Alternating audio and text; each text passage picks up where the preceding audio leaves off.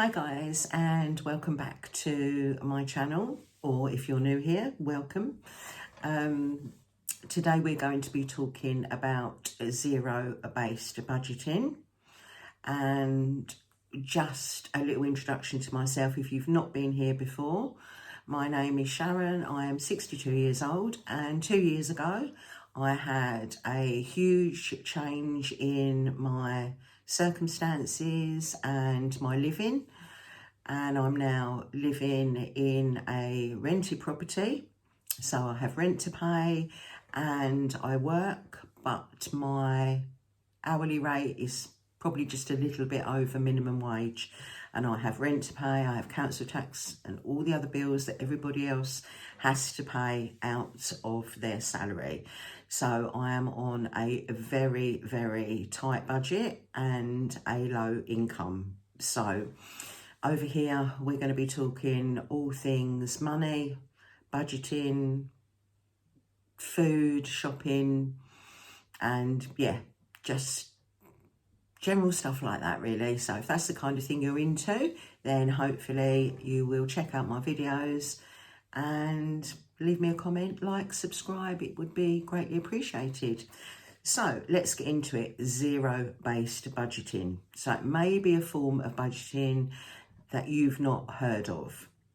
And basically what zero-based budgeting is, it means that literally every penny that you have coming in, whether that is from your salary if you're working, or whether it's from your benefits, or whether it's from your pension, every penny that is coming into your bank account is given a job. So every penny is assigned to something until there is nothing left. And that might sound a bit odd to you, but this is kind of like how it works. So how it works for me, and this is a method that I adopted when I moved into this house, and I find it really, really works well for me. So for example, you've got your bills. So you've got your fixed bills like your rent, your council tax, whatever else you pay for that stays the same each month. So you've got your fixed expenses, you've got your variable expenses, so things that change month to month. So for me, that's my energy. I pay that monthly.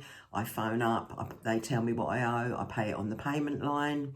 That's how it was set up for this house when I moved in, and I've kept to that because I find that works best for me. I've got no big bills coming in, and I haven't got any direct debits where I'm paying more money than I need to, which I hear a lot from people who pay by direct debit. Things that are variable expenses are things like my mobile phone, that changes slightly each month. And of course, food shopping, that will be different each month as well. So I've got my fixed outgoings, then I've got the variable expenses. So once they're taken into account and paid, then the money that I have left will then be for food shopping and my personal money for the month, okay? So I usually, first of all, take my money for the month, and then what's left is then my food budget. So let's talk about the money that I take for the month for myself, my personal budget. That's where I'm going to use up that money for certain things, which we call sinking funds, okay? Now, lots of people use digital pots with certain bank accounts. Some people like to cash stuff into envelopes. It just really depends how you want to do it yourself. So let's say, for example, I've got a personal budget for the month to live on of £150. So I will assign that £150 into certain pots in a bank account that's got that pot functionality, okay? So for me, it could be, for example, I put £30 a month into birthdays. I might put £30 a month into self-care, which might include my hair.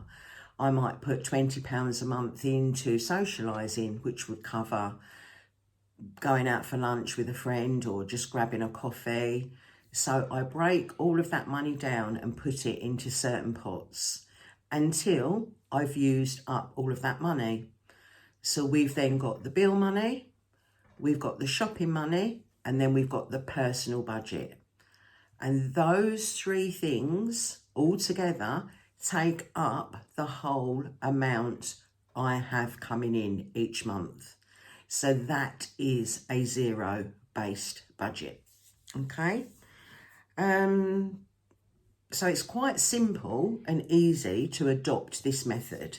And although I use digital pots, as I said, lots of people like to cash stuff, or they might have a certain amount per month that they're just going to live off without separating it into sinking funds, because I've tried that method as well. So say I've had £150 to live on for the month, that's gone into a different bank account, and whenever I've bought myself something, or I've paid for my hair to be done, or I've gone out for lunch, it comes out of that account. So that is kept separate. But now I have gone back to putting the money into pots. I prefer it digitally because sometimes you have to play around a little bit. If you've gone over on your food budget, it's easy for me to then transfer some money out of a pot and I've got it there ready for when I go shopping. So that's how I prefer it rather than cash, but everybody is different. But zero-based budgeting, it does mean that you can think about how you're going to use that money that you've got left over. It gets you thinking about money. It gets you thinking about, okay, so what do I spend my money on? Do I get my nails done every month? You know, how many times am I going out to eat? Are we getting takeaways? You know, some people have a takeaway fund. They might not have pet insurance, so they put a certain amount of money away per month in case they get any vet bills in the future. So you need to look at what is on, you know, your agenda. Maybe you're saving for a wedding or a holiday. So you could have a pot or a sinking fund or a cash envelope to put money into that. And I think, as I've said before, what that means for me is having a certain amount of money put away in a pot for socialising. That does mean that 99.9% of the time, if somebody says to me, oh, let's go for lunch, are you free next Thursday, for example? Yep, I'm day off, let's go.